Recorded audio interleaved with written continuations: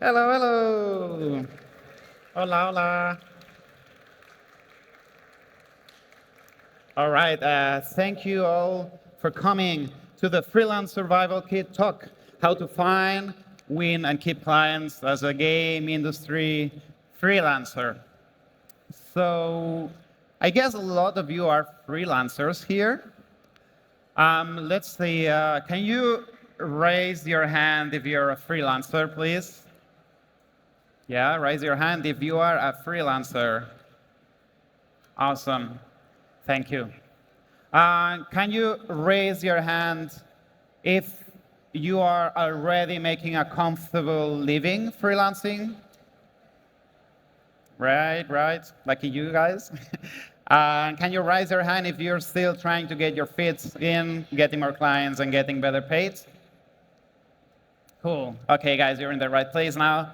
That's what we're going to learn now. So, first of all, my name's Aleix Ramon. I'm a music composer and sound designer based in Barcelona here. I worked on a bunch of games, all these games, many more. Some didn't fit in the slides, some are under NDA. But yeah, I've been freelancing for over 10 years now, but I've been only making a living during the last 4 years. And it took me 6 years, or actually even a little bit more than 6 years, to make a living as a freelancer. But it would have taken much less if I knew the things I want to share with you today. And the thing is that the freelance career, the freelance path, usually goes a little bit like this. It's like a kind of an exponential curve. You start here, you put a lot of effort, but you get few opportunities and are not very well paid. But as time goes by, if you keep going, eventually things go up in a kind of an explosive way. As clients recommend you, you get more portfolios, so it's easy to get people to trust you, more opportunities pop up out of nowhere. The problem is that being here sucks. And if you are all of the people who raised their hands before, who are kind of starting into this, you're probably here. And this is the part where most people give up. This is very cool. We're aiming there. That's fucking awesome because, can I swear? It's very awesome because you can, you have a lot of freedom. You can choose your clients. You can say no to things that are not, that you don't like. But here, it's kind of the opposite. So my objective here, with what I'm going to share with you in the next hour, is to help you go to that point as fast as possible, to save all those 6 years it took me to get there, to make it as fast as possible for you, to save you probably, I don't know, maybe a few years, maybe a few weeks, maybe just a few hours, who knows, but help you get to the cool part of freelancing. That's the objective today here. And everything I will teach you, it's based on the Freelance Survival Kit, which is a free course that I'm sharing with the world since around half a year. I've been, again, freelancing around 10 years, making a living around 4 years. But since more or less half a year ago, I started to share my knowledge with other freelancers to help them go farther in the curve as fast as possible. One of the things I'm doing is the Freelance Survival Kit, which is a free course, 7 days, completely free, no tricks here, that has all the things you need to get you to the right place. And today I'm going to share the most important things from that survival kit with you. All right, so what we're going to cover today is, first of all, how to get more clients. Freelancers, every freelancer's number one client, at least at the beginning, and number one problem, at least at the beginning. Number two is we're going to learn how to have an online presence that gets you hired. Then we're going to learn how to reply to what are your rates without losing the gig. We're going to learn how to price your work and stop undercharging, and how to get repeat clients and referrals. It's a lot of things, so I'm going to just cover the most important thing for each one, because we could stay the whole week here talking about these things. Very quickly now, I'm going to ask you which is your main problem here. Like, from all these problems, which one is your biggest issue? For who here, getting more clients is the number one problem? Raise your hand if that's your number one problem, please? All right? I'm asking because the more hands raised here, the more time I will spend talking about this in the presentation. So I want to adapt this talk to you guys.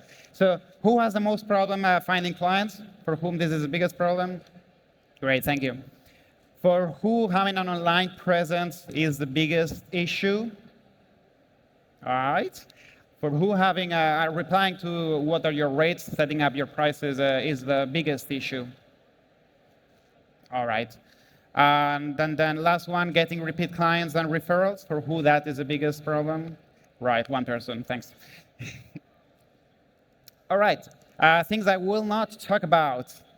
I will not talk about contracts, and I will not, oh, what happened here? I will not talk about taxes.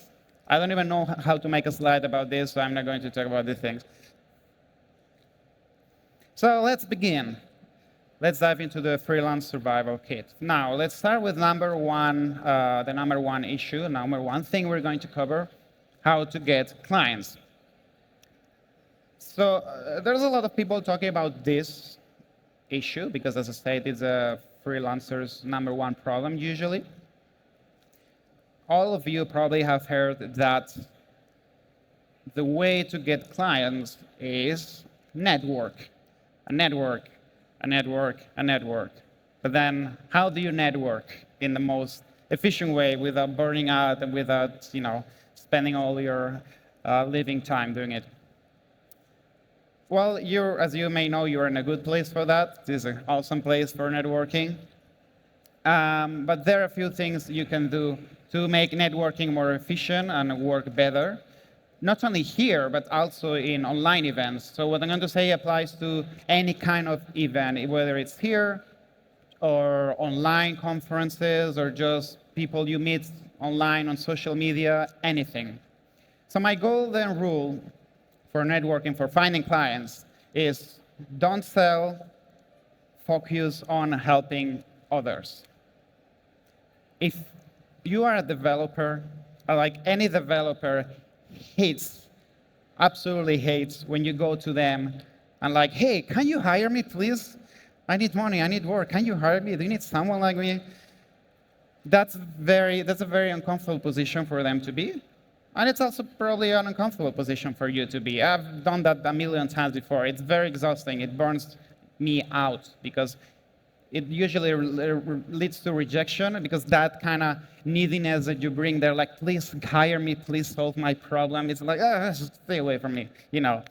You want clients to want to work with you, like to come to you, not just desperately trying to go to them. Of course, that's easier said than done.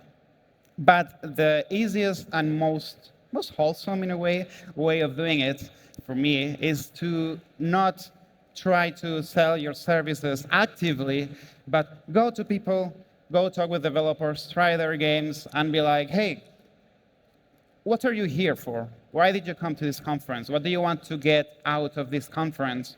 And then try to help them get that. Many times it's meeting some kind of person. Maybe they need a specific kind of programmer. Maybe they want to, of course, they want to meet publishers, as always. Or maybe they want feedback for their game.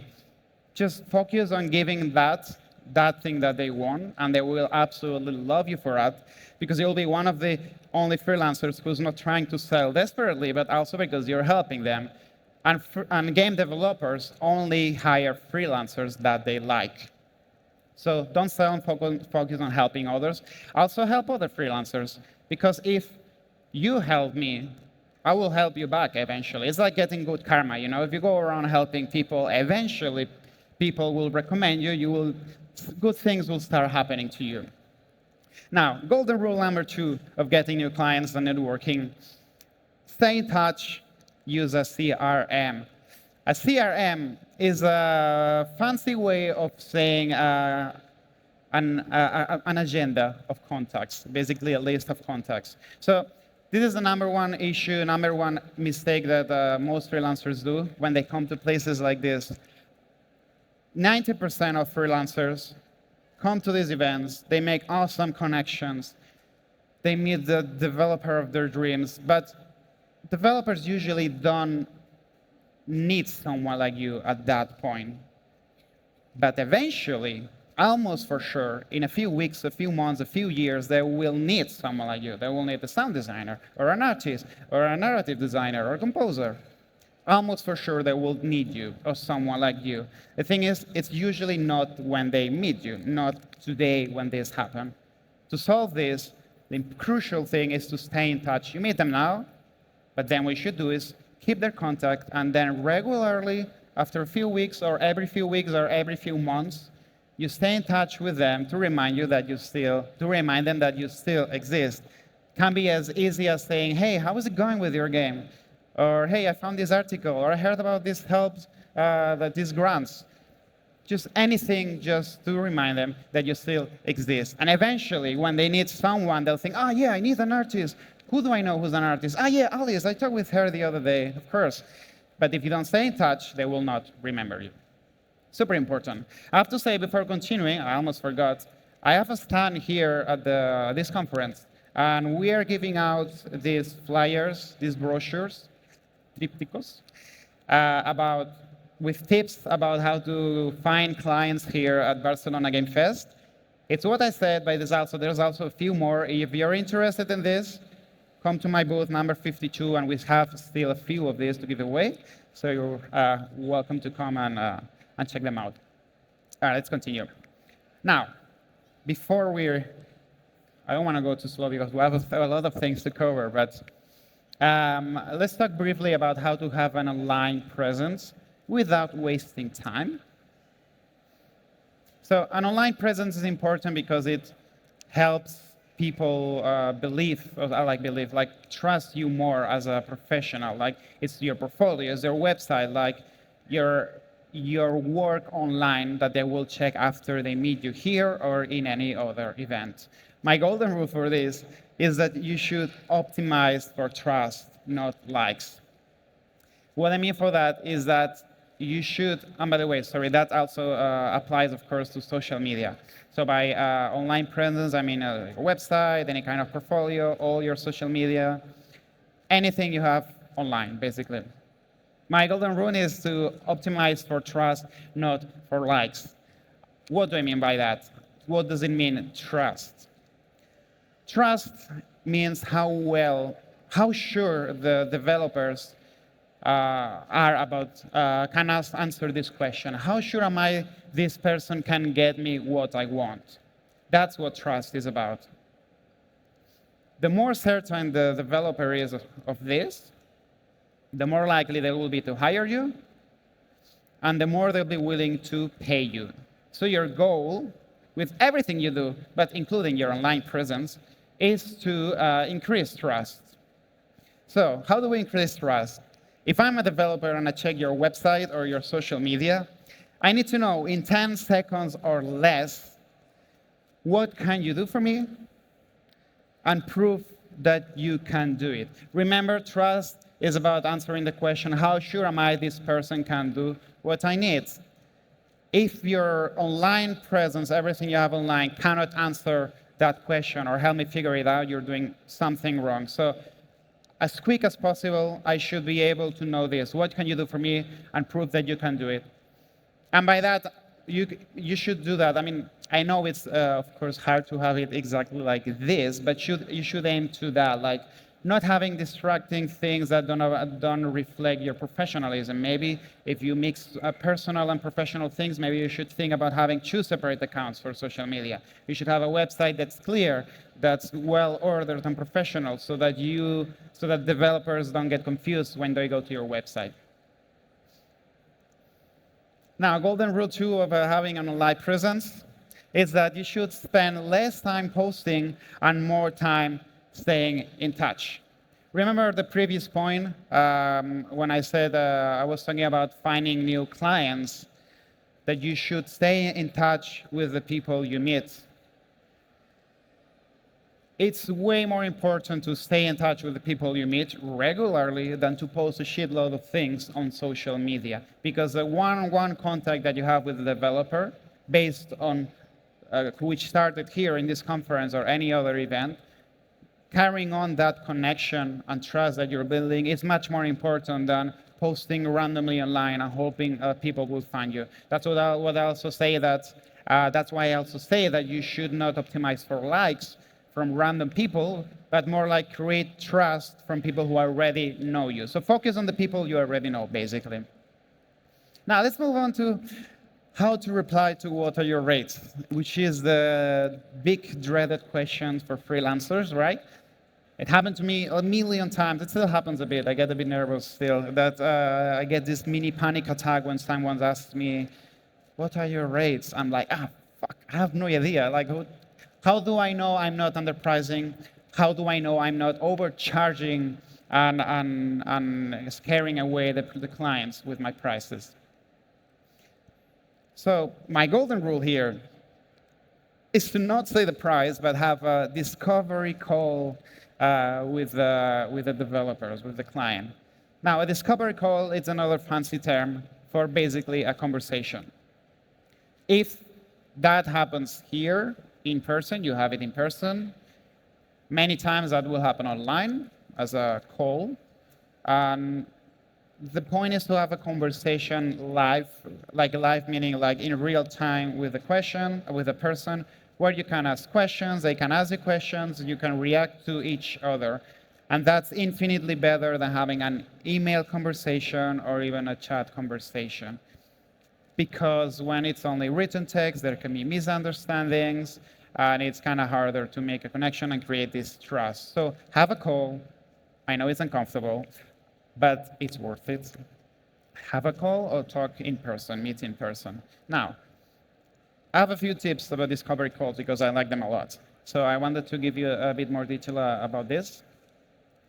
So a discovery call, what it does is first, a discovery call, what does we state it, but what does and what you should do in this order is to first focus on increasing trust. Second, outline logistics of what they need, basically the assets, deadlines, anything like details of the work that needs to be done. And finally, negotiate a price. I'll get deeper into negotiating a price in a moment. Let's dig deeper into increasing trust first. Remember that trust is answering the question, how sure am I this person can get me what I want? We're going to help them answer this question during the conversation you have with the clients. Remember, the more certain the client is, the more likely they'll hire you, and the more they'll be willing to pay you, so it's important to do that. Now, my golden rule number 2 about the discovery call is that you should figure out what they truly care about during the discovery call.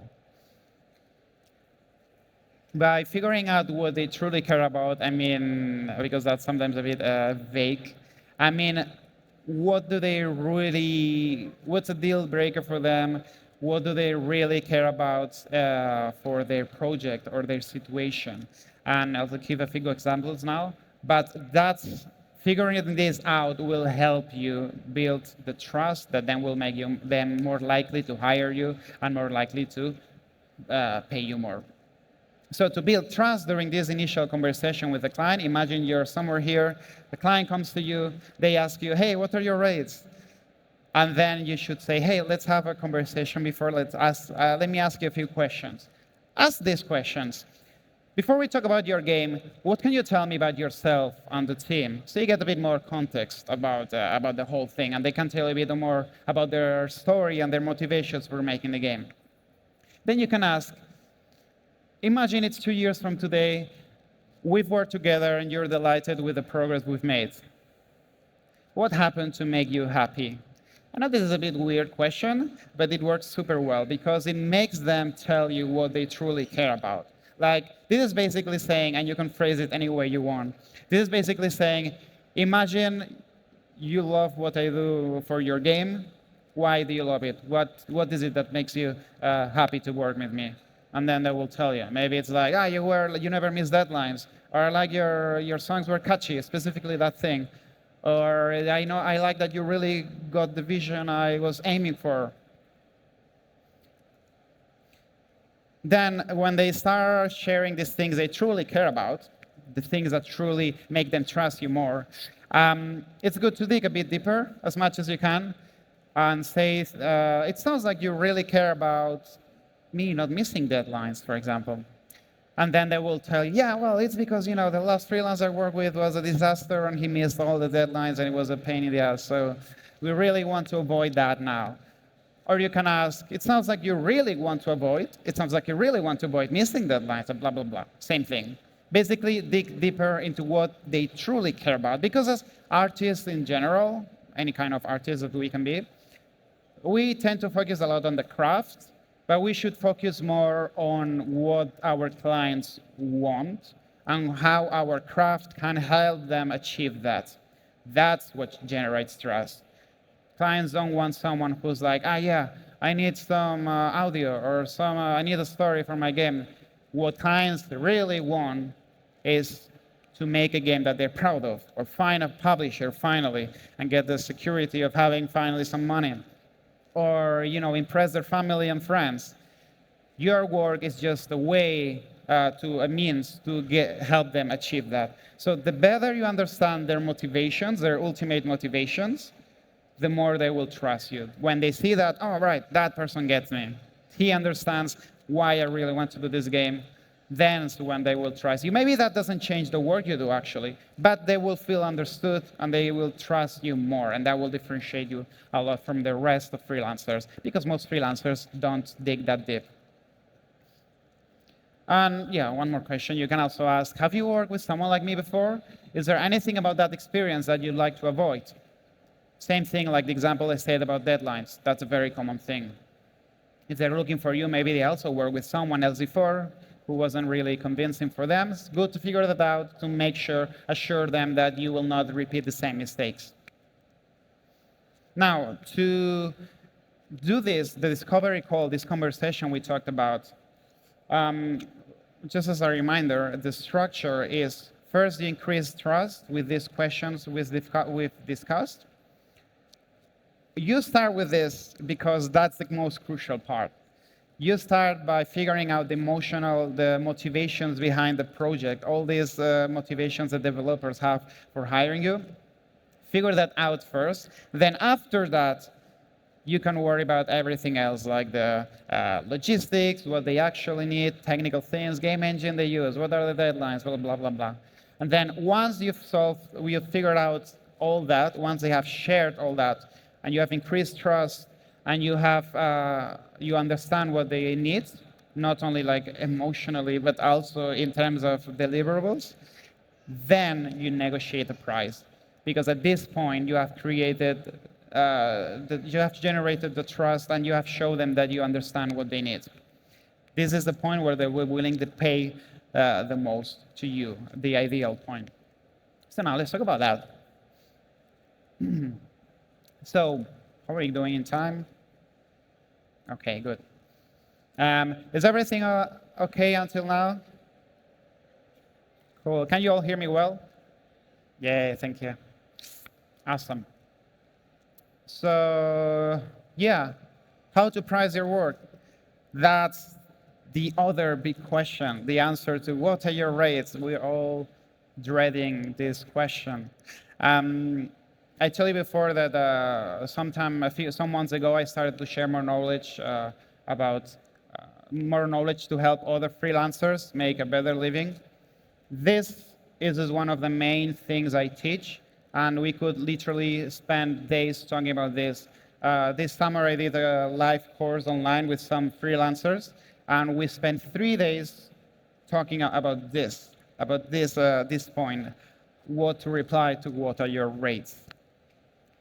And it's a big topic. It's very important to get it right, because one single sentence, the single sentence you'll reply to what are your rates, can literally change how much you'll get paid for the next weeks, months, or years. Just saying how much you are worth, your cost, your rates. So it's very, very delicate and very, very important. So we don't have time, we don't have 3 days here to explain you everything, but I want to give you just some golden nuggets, small things that you can apply right now, today, with all the clients that you'll find here. And if you want to learn more about this, just let me know. I'm at my booth. I'll do more things about this, more talks and stuff about this, just ask me after the talk and I can share more with you. So, the golden thing, number one thing I want to share with you about getting your price right. The number one tip I always share that's extremely useful. I learned that from Akash Takar, the sound designer, great person, is using the comfort question. When you're having that conversation we talked about before, you figure out what they care about, you figure out what they need, then you ask this question. You say, I would normally do this for X price, but knowing that you are a solo dev, or that you still don't have a publisher, or that your budget is tight, or any obstacle that you see there, how much of that do you feel comfortable paying? Now, the big dollar sign here should be a price that's not just a price that you feel feels good to you, but a bit more.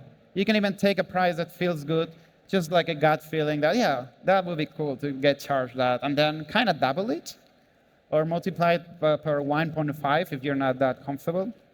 Just something that gives you some negotiating room.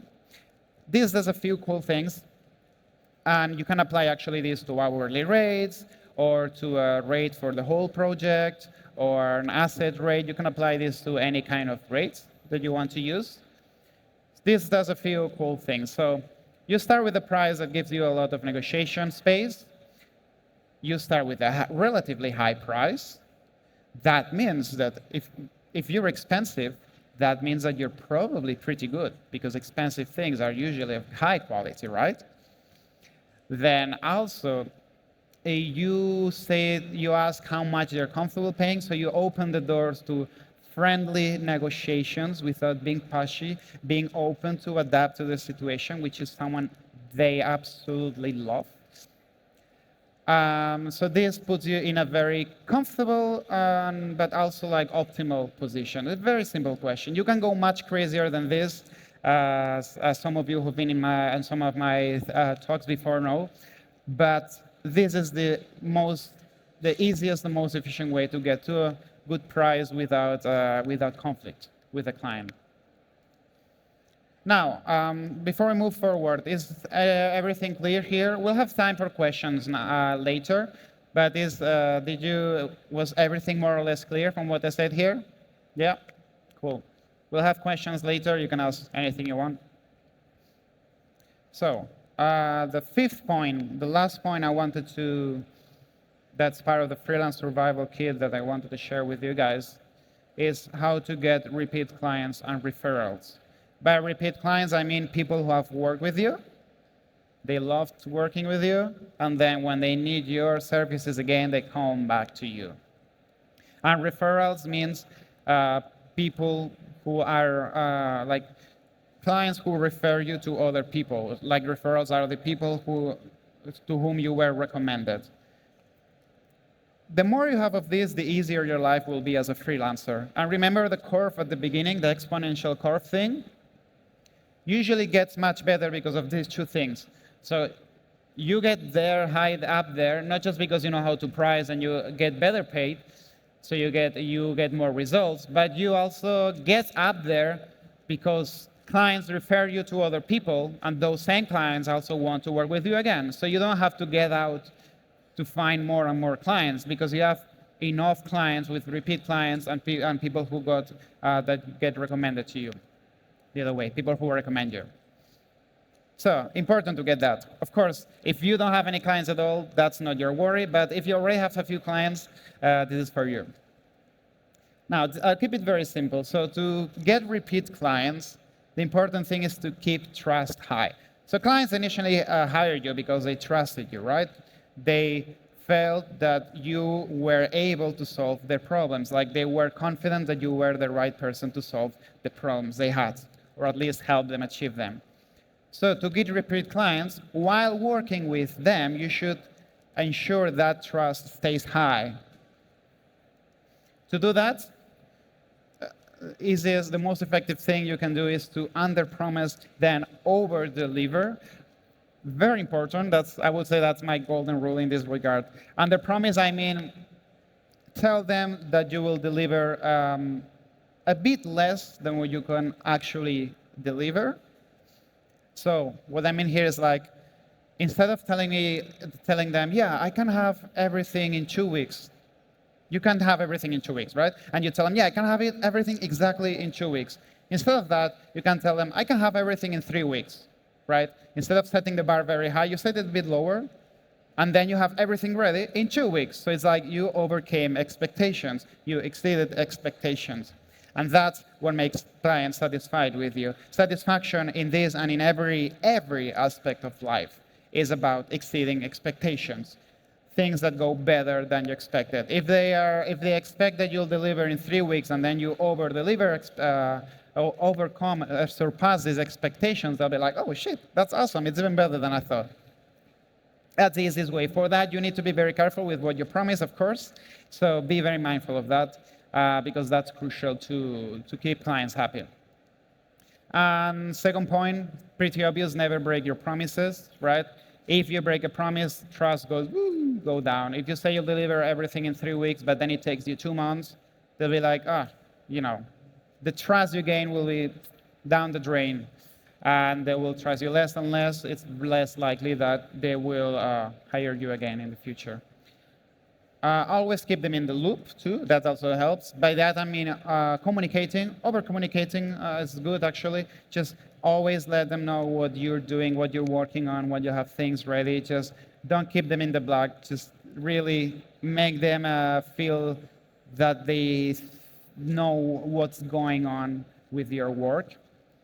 And finally, if you want to get repeat clients, you should, of course, stay in touch after finishing the project. You should use that CRM, that list of clients a list of contacts that we talked about at the beginning, about when we talked about finding clients and staying in touch with them. Use that list not only with new potential clients, but with your past clients. Stay in touch with them every few months, every half a year, and so that then when they need something again, they will think of you. And since they already trust you, unless you fucked up, it's very likely that they will hire you again. And finally, to get referrals, meaning that your clients refer you to other clients, to other developers, well, it's very simple. Simply ask for them. It's very simple, but most freelancers don't do that. So simply, when you work with a client, whether at the beginning or at the end or just anywhere in the middle, ask them, hey, I'm looking to work on more projects. I love working with you, or I love working with you, and I would love to work with more people like you. Would you mind recommending me to 1 or 2 people similar to you who would benefit from working with me? If you did all the things above and they really trust you and they like working with you, they'll be happy to recommend you to other people. Now, let's do a big recap of everything we've learned, because I know we've covered a lot. It can be a bit confusing, but I wanted to give you like a big overview of things. All right. Number 1 thing we've covered. Get more clients by focusing on helping and staying in touch. Don't go around trying to sell. Instead, try to help people. It's more efficient, makes you feel better, creates a better atmosphere. We have a very, very cool and friendly vibe in the game industry. Let's keep it that way, please. Help others. And also stay in touch. Have an agenda of contacts and use it regularly, every few weeks, every few months. Really stay in touch with the people that you already know. We've also learned that you should have an online presence. And by that, I mean a website or social media or any kind of portfolio online that's clear and increases trust. Something that if I see as a developer immediately tells me who you are and how can you help me without any clutter or distractions. We've also learned that it's very, very beneficial to ask questions before offering a price, and that the best answer to what are your rates is, let's have a conversation, let's have a call, let's chat for a bit to figure out what you truly need so I can give you a good price for my services.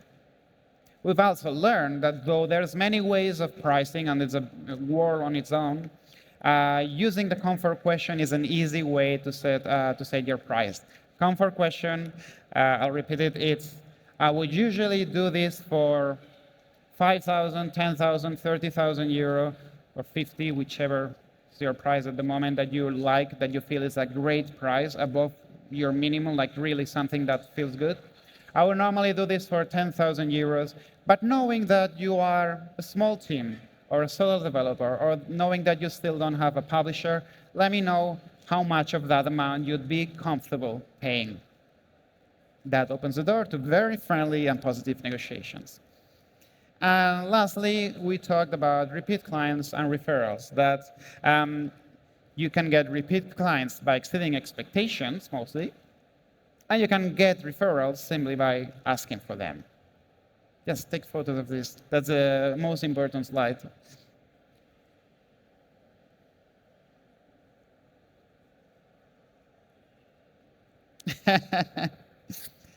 All right. Yeah, we're getting to the end. I think we still have some time, so it's good, so we have time for questions. Right, wrapping up. So, just summary. I'm Aleix Ramon, a freelance music composer and sound designer. You can connect with me on LinkedIn or Instagram, but only if you stay in touch. And then you can come visit me at my booth, number 52, just there. I'll have a lot of these flyers with advice for helping you. We still have some left. I really want to give them all to you guys. I honestly think it's useful. And yeah, and also if you want to join the Freelance Survival Kit, which is a newsletter with all these things and even more in depth in some cases, feel free to join here. And also you can join the waitlist for future material I will make in the future, including some courses that I'll do in a few months. Or you can just go to Next Level Freelance, and it will also lead you to the newsletter. Everything's there just to try to make your life a bit better, because I think freelancers should help each other. And yeah, I hope that this was useful for you. Thank you for listening.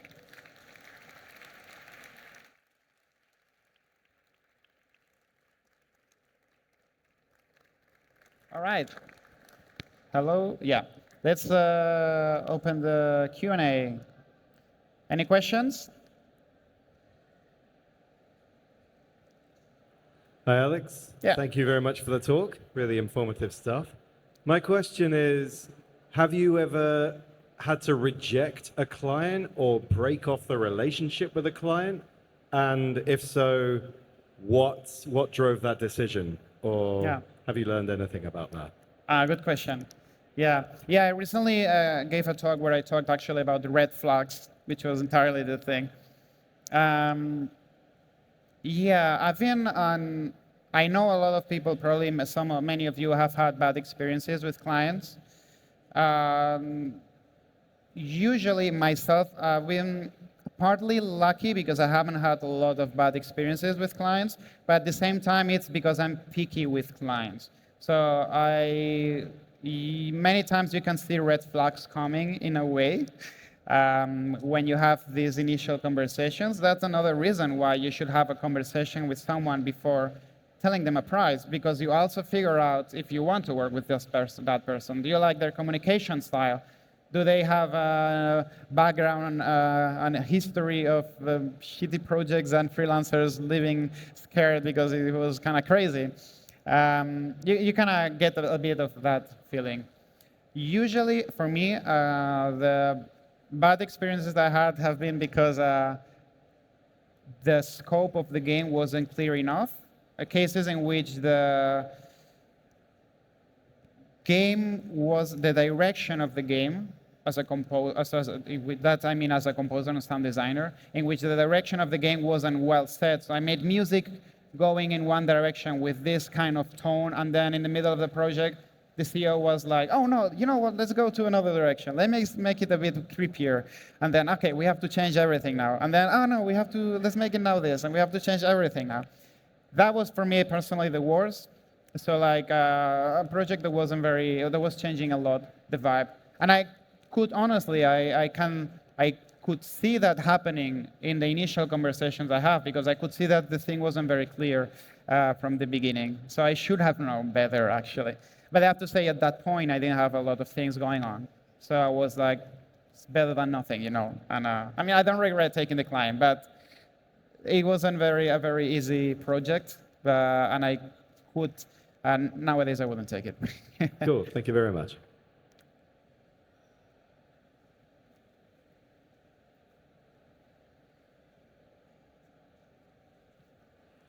Hi. So obviously this kind of process of getting better at pricing yourself and talking with clients it's a learning journey. And so there's bound to be times where you're doing your best, but you do the dreaded lowball and you've said the words of the price that you regret in the moment, you know it's not what you're worth. How do you take a step back, or what's your advice into how to come back from a lowball offer that you've stepped into? Mm-hmm. You mean with that specific client? One specific client, yeah. Oh man, that's hard because the thing with negotiating is that if you set a high price, it's okay to lower it to adapt to the client. But if you start low, it's almost impossible to raise your price without seeming like an asshole in a way. Like, you know, if you say a low price, you say, yeah, I can do this for €100. And they're like, oh, okay. And they're like, you know what, actually, no, it's €200. And they're like, dude, what the fuck? We just agreed on that, you know. So it's very hard. It's really, really hard to raise your prices once they are low. That happens. That's a problem some people have when they've been working with a client for a while. They start with a low price, and then over time, they want to rise it. That's kind of hard. That's still doable because when you work with that client over time and you do a good work, you are increasing trust, you know, as you work with them. And the more you increase trust, the more willing they will be to pay you more. So if you do a really good job, you can eventually say, hey, it's been a while since we discussed my prices. As I'm progressing my career, I'm better now, I have more experience, I would like to raise my prices. This is my new rate, I hope we can get to an agreement. If not, let's have a talk and discuss this. That's in a long-term project, of course. In the middle of a negotiation, like right now, I told you a price, you accept, and you're like, oh, wait, no, let's do it higher. That's not an easy solution to that. So start with a high price. Thanks.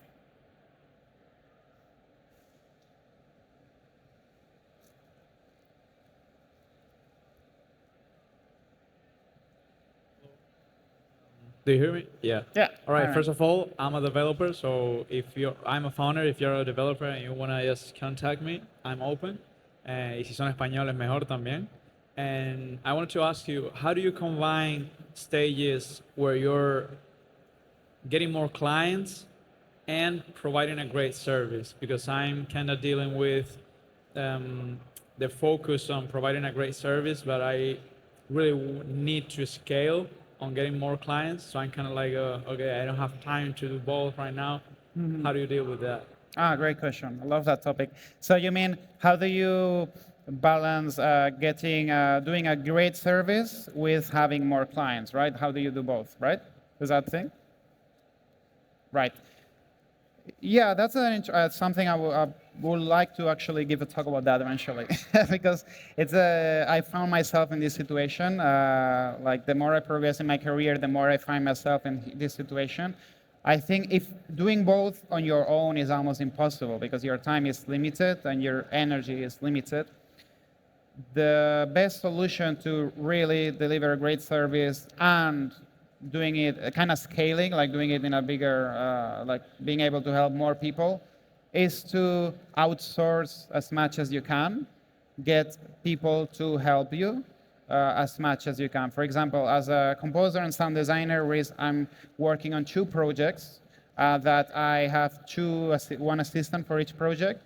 They are big projects, but I can handle them easily because they help me take some of the load from me. And for that, you need to be extremely clear about what you want them to do, have some written, super clear instructions, and like this, in a business, they call it operations manual, like this way of doing things, like very set, clear instructions to really get the results you want. And of course, you still need to overview the whole thing. You cannot just let them do whatever and then leave, because you still need to be there to supervise. But I think a lot of freelancers, as soon as we start making a living, we could start outsourcing some things that we don't have capacity to do for two things.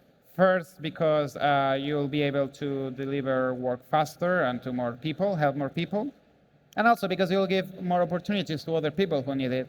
Like, it's better if you can have a less stressful life while helping others than trying to take everything yourself and just sleep 4 hours per day and be super stressed and keep everything yourself because you want to get all the money for yourself. That's not viable in the long term. I hope that Yeah, answers. thank you. Hi, thank you so much for your talk. So my question is, how do you protect your work? Because clients kind of generally don't want to sign a bunch of paperwork because it's a hassle, but then you may have the problem that they just don't want to pay you. So what is the way to talk to a client to protect your work and also not annoy them too much? Yeah, right, good question. Thanks, Ness. That ties to the red flags thing. If they don't want to sign a contract, that's a pretty big red flag, actually. Unless it's a very super tiny thing, you should have a contract in place. If they don't want to have a contract, it's probably not someone you should work with. If they really don't want to spend the time it will take them to read the contract and sign it, maybe like if they don't want to spend that little energy, I know it's annoying to read contracts and stuff, but if they don't want to spend that energy in order to work with you, it's probably people who don't value that much your work or anyone's work. And that's probably not people that you want to work with. Of course, I know in many cases, maybe that's like, okay, but that's the only client I have. I need something, that's the only one. I would say keep looking for clients, keep staying in touch with people, and try to get other better clients and get rid of this as much as possible. And I would say try to gently push them to sign a contract. Maybe try to find a contract that's a bit easier to read. Some contracts are unnecessarily verbose and overly fancy, so maybe try to find something that's a bit kind of easier to read. I'm not a lawyer, so don't do anything stupid because of what I said. But it's necessary to have a contract, and the main thing I would say is, not a good client probably, not the kind of person you would like to work in the long term. Thank you so much. No problem.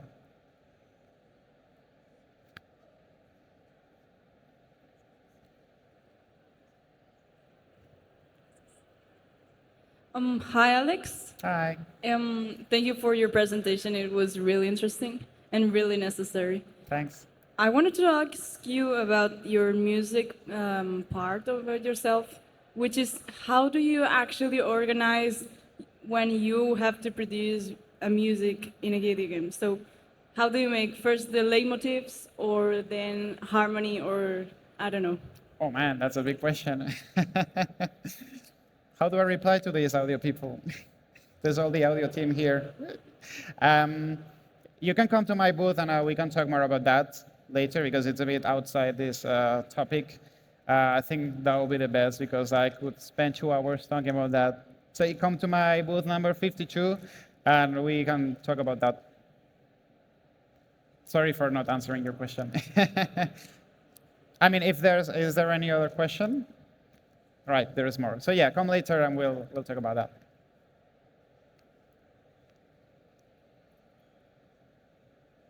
Thank you for your presentation. I had a kind of a red flag question, but reverse. Like, have you ever lost a client about a stupid thing, a stupid detail that you were like, man, if I knew about that before, I would have put more effort on that. Like, it's not really related to your art, but maybe presentation, maybe the way you were talking. Yeah, so you mean if I lost a client because of something I did that they kind of disappointed them or like they didn't like? I don't know, it's hard to know. Not like usually saying, yeah, we're not working because of that, but maybe you had like an idea about it. Ah, right, but you mean before starting to work with them? Before, or like you were working, you had a great relationship with them, but Yeah. then you did something and Right, you... right. Yeah.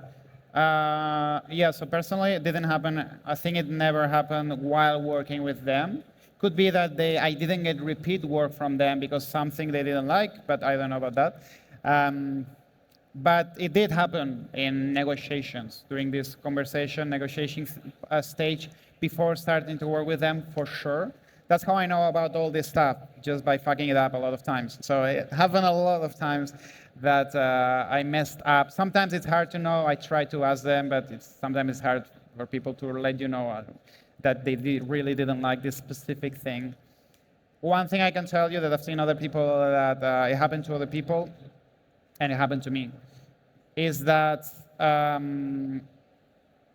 I lost the client because I didn't discuss and I didn't negotiate during a call, but I negotiated with an email. That's extremely important. I cannot say for sure, but I suspect strongly that I lost a 30,000 euro deal once because of that. It was very painful. Kind of sure you will never forget the lesson. In a way, like what happened is that we had this call. I was figuring I was asking them questions. It was an online call. Everything was good. Yeah, so I was figuring out what they care about. Seems like they really had a good connection. They liked my work. Everything was going very smoothly. And then at that point, I wanted to offer them a price after the call, not during the call like I do now. But I was like, okay, I'll send you an email after the call to offer the price. Totally fine to do that. I offered them a price, and then they didn't like it. And instead of saying, okay, let's have another call to talk about that, I immediately said, okay, then what about this price? When I sent that second email, they didn't reply for 2 weeks. It completely disappeared. I was like, hello, please. And in 2 weeks, they replied to me, sorry, yeah, in the end, we found someone else. Sorry, bye. That's it.